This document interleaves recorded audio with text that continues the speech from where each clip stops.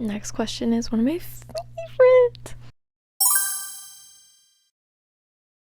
Hi guys, welcome back to my channel. Today we're going to be doing an end of the year book tag because we are in the last week of December, so very close to the end of the year, and I'm pretty sure this tag was put together by Destiny on YouTube.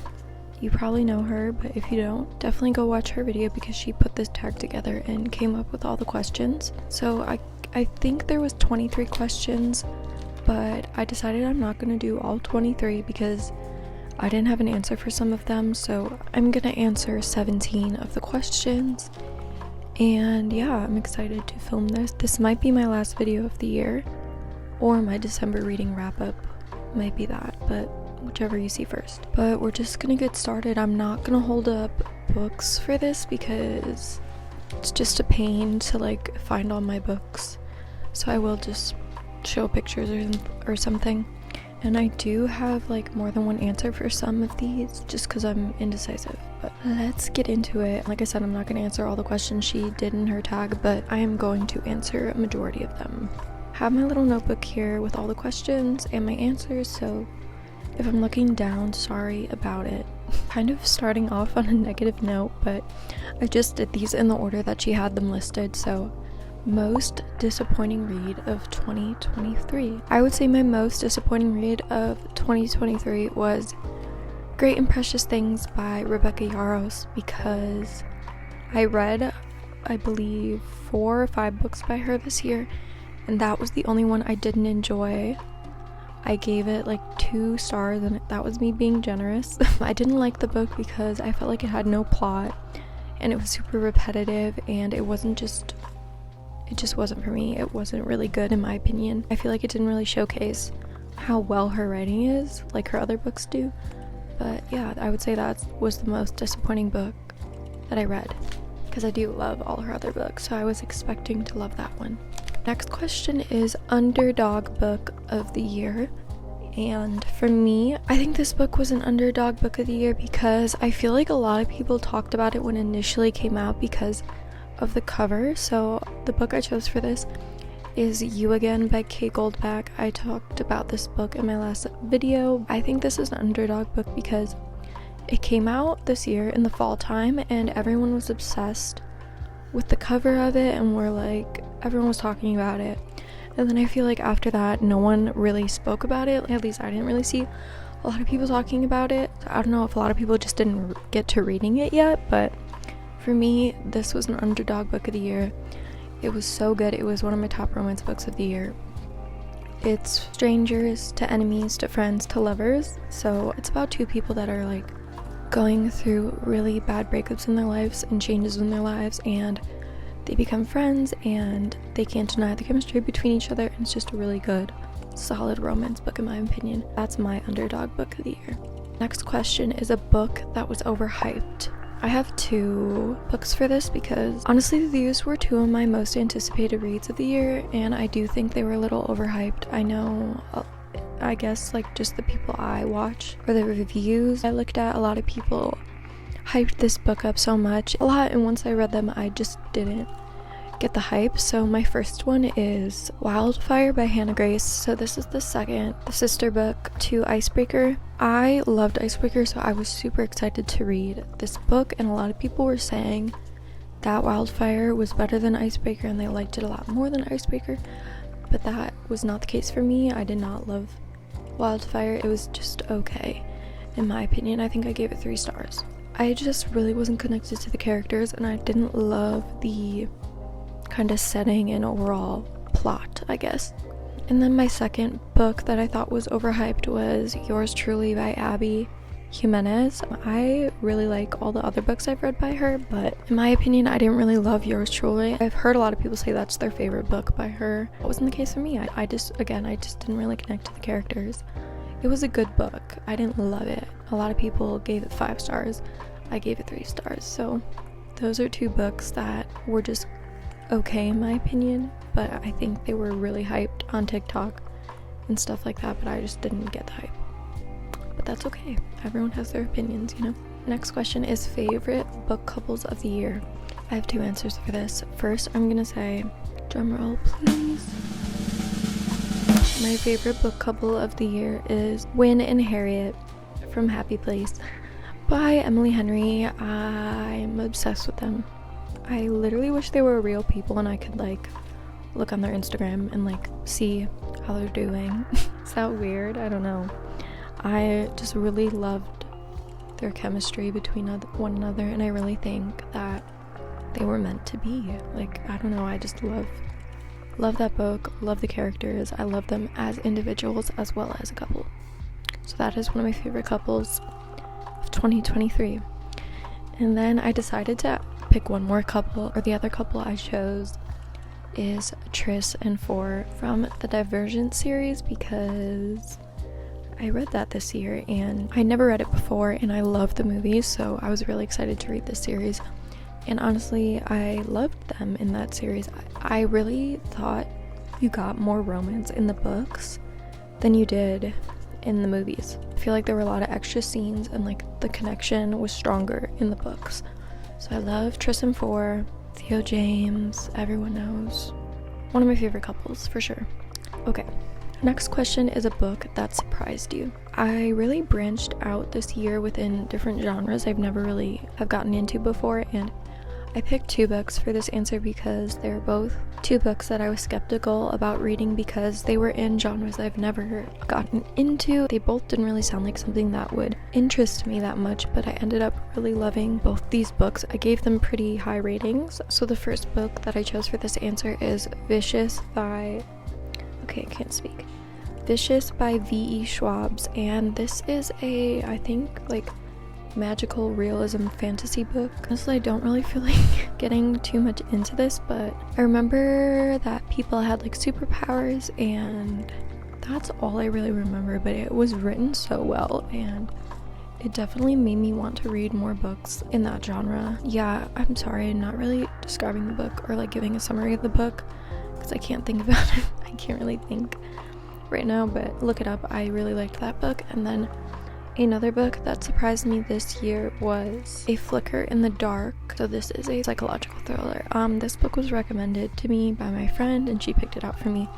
And she reads a lot of books in this genre and I really ended up enjoying this book. It kept me on the edge of my seat. I was in detective mode. I was really surprised to like that book, which leads me to thinking maybe I should read more books in that genre. So that is another book that surprised me. If you're looking for a good thriller, psychological thriller, I highly recommend this book. Next question is your favorite new author that you discovered in 2023.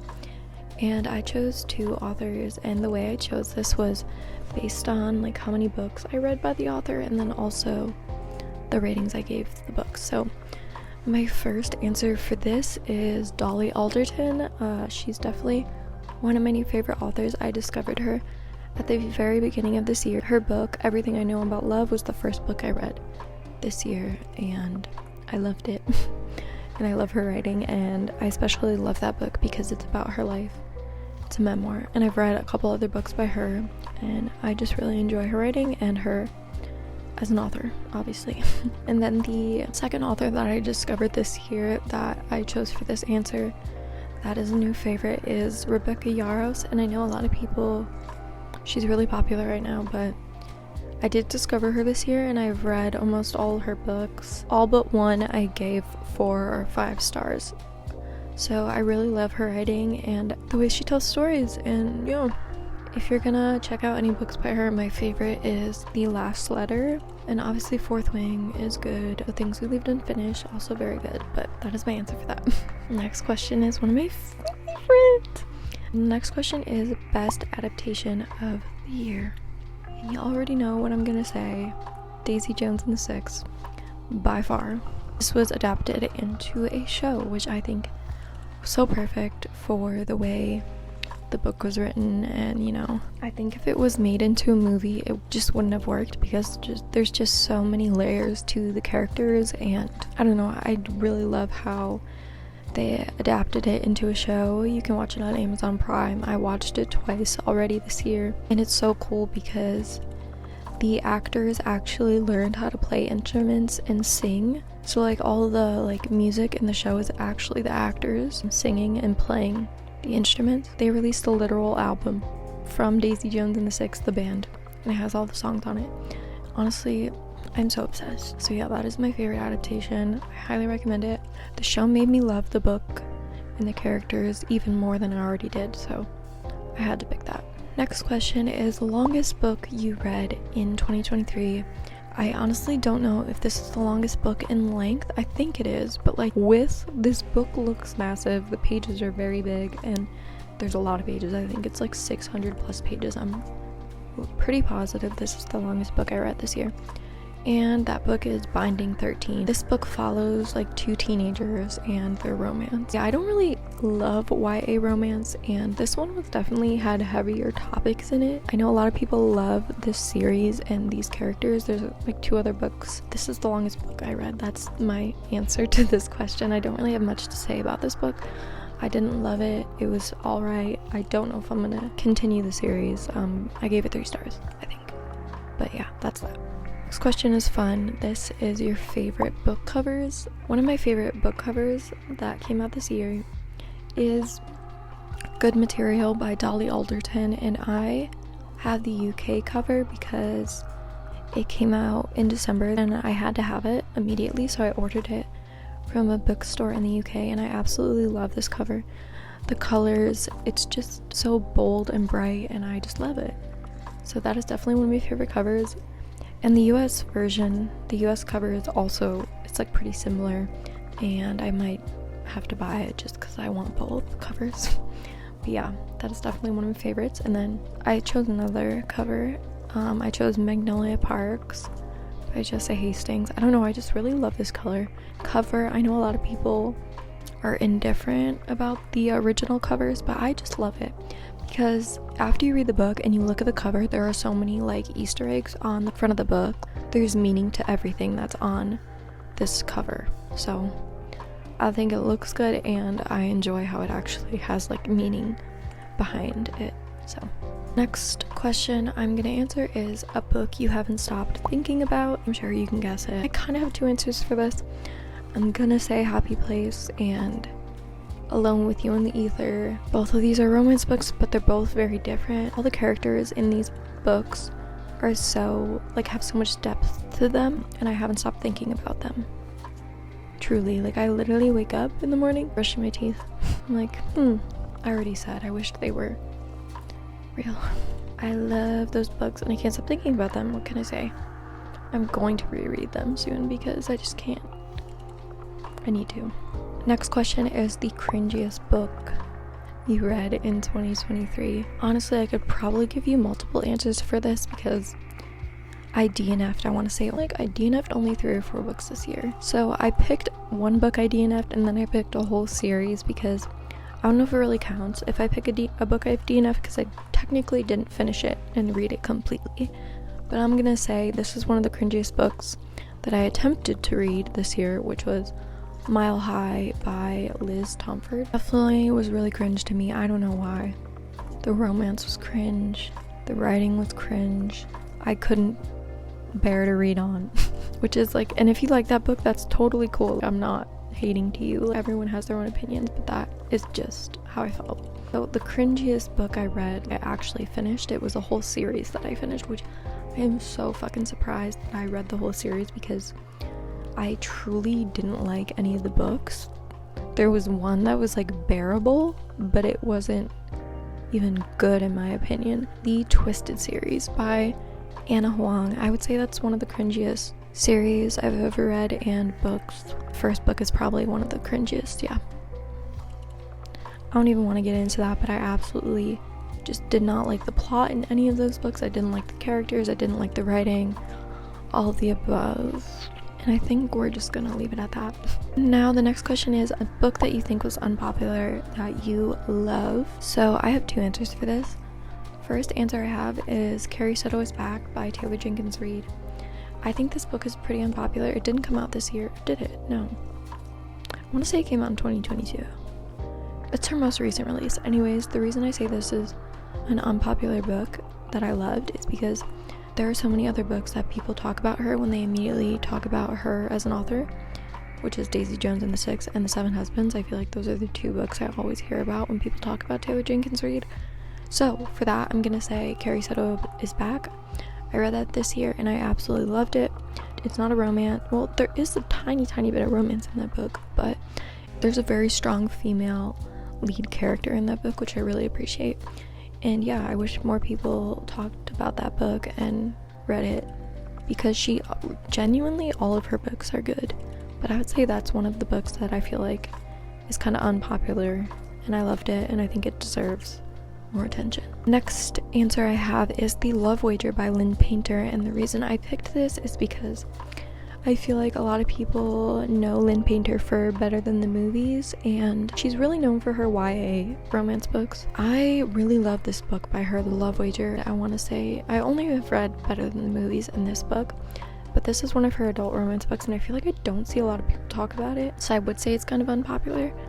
Unpopular is the wrong word, but I would say it doesn't get a lot of attention, and I think this is like a perfect romance book. I couldn't put it down. I ate it up. Banter is on point. The way it flowed, the plot, it was a unique concept. This is one of my favorite romance books I read this year, and one of my favorite just overall books I read this year. So that was kind of a long answer, but I only have a few more questions left. So the next question is a book you read that had one of the most unique concepts, and for this question I chose Divine Rivals as my answer because I just thought it was super unique. This is a fantasy book, and oh my god, I have the second book right here. This came out today, so I will be reading this shortly. I'm gonna be curled up in a blanket reading this later. If this is the second book to Divine Rivals. So Divine Rivals is about two journalists, and they're currently living in a time where there's a war happening, and there's like these creatures that are existing and they're at war with, and they're both journalists, and they both have typewriters that are magically connected to one another. They speak to each other through these letters they're writing, and Iris doesn't know that Roman is writing to her and receiving these letters and talking with her, even though they're colleagues. So they start to form a relationship through these letters, and they don't really know each other. He doesn't reveal that it's him who's talking to her, and they're kind of like enemies in real life because they're, like I said, they're both journalists and they're both trying to get the same promotion. So I just thought this concept was really unique. The magic typewriters and like the rest of the fantasy aspect. I've never read anything like this before, but I just started getting into fantasy, so I think this concept is cool and unique. So that's my answer to this question. I highly recommend this fantasy book, especially if you like romance and you want to get into fantasy. And I will let you know how this is. Like, don't you worry. Next question is a book that you read this year that you wanted to reread. And when I tell you, this is like one of the few books that I've read that I've immediately wanted to like read it again right after I closed it, and that is Alone with You in the Ether. And I've talked about this a billion times on my channel, this book. It's really good. It's a romance book. It's a really deep romance book that talks about mental illness and how two people in a relationship deal with mental illness on their own and then as a couple. And this is like one of the most beautifully written romance books I've ever read. So yes, that is a book that I wanted to reread immediately after finishing it. I have the hardcover, then I just bought the paperback, and I'm gonna reread it and re-annotate it because I love it that much. So 2 more questions, and the second to last question I'm gonna answer is reading, goal, reflection, and your 2024 goals. Okay, I would say reflecting on the books I read this year, I am really glad that I branched out into new genres, which is fantasy, memoirs, magical realism, thrillers, etc. I would say those are the main ones. So I'm happy I did that because a good chunk of those books I really enjoyed. So I'm happy I did that. And I hope to explore those genres more in the new year. And then another reflection, I wanted to read 40 books as my initial goal. I completed that. Then I added 30 more. and I completed that. Yeah, so I hit my reading goal. I'm really happy about that. As for 2024, I think I'm gonna make my goal a little higher than that. Maybe 85, 90 books, but I don't know if I want to put that big of a pressure on myself. Like maybe I'll make it 70 like I did this year and see if I can surpass that. So yeah, as for 2024, I hope to read more than 70 books, but we'll see. And the final question is, after 2023 and looking back on that, what will I prioritize in the new year in regards to reading? So I have a couple answers for this. I'm definitely going to prioritize rereading books that I love. I spoke about this a little bit in this video, but there are definitely a lot of books I read this year that I want to reread soon. Happy Place, Alone with You in the Ether, Iron Flame. I want to reread Iron Flame because there was just so much information in that book and I was kind of lost for a good majority of it, so I feel like rereading that will help me understand and digest everything more. But yeah, I'm definitely going to make rereading books a priority. Another thing, checking reviews and kind of like looking on Goodreads more before I purchase books, because I'm guilty of hearing one person be like, this is such a good book, and like giving them the smallest amount of what it's about, and I'm like, oh, I like that trope. If they said it's good, I'll read it, and I buy like a $20 book, and then I don't end up liking it, and then I force myself to read it because I bought it and I don't want to. It's a cycle. Okay, I'm sure a lot of you agree, so I need to do more research on books and actually like figure out if I'm gonna like a book before I buy it. Okay, another thing is I'm gonna stick to authors I like. That doesn't mean I'm gonna like not read new authors, but I think it's important to find authors that you enjoy and like read a good majority of their books. Like for example, Taylor Jenkins Reid, I have all her books and I love all her books. Mariana Zapata, she's one of my favorite romance authors. I have a bunch of her books and I love all of the ones I've read by her, so I want to buy the rest of her books. Yeah, so that's definitely something I'm going to prioritize. Like, stick to what I love, but also branch out, if that makes sense.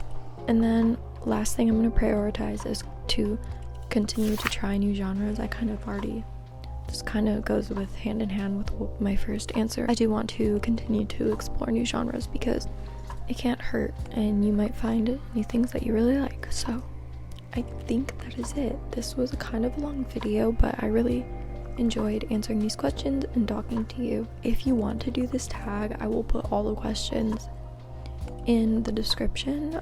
I didn't do all of the questions that Destiny put together, but I will put all of them in the description. Like I said, this is her channel and you should watch her video, but yeah, thank you to Destiny for putting this together. I will see you in my next video. I'm excited for the new year, and thank you so much for watching and sticking with me. And if you aren't subscribed already, I never say this, but it would be so cool if you could subscribe. If you want to follow me on Instagram or any other social media accounts, I have them linked in the description. But yeah, thank you so much for watching. I will see you in my next video. I hope you all have a wonderful new year.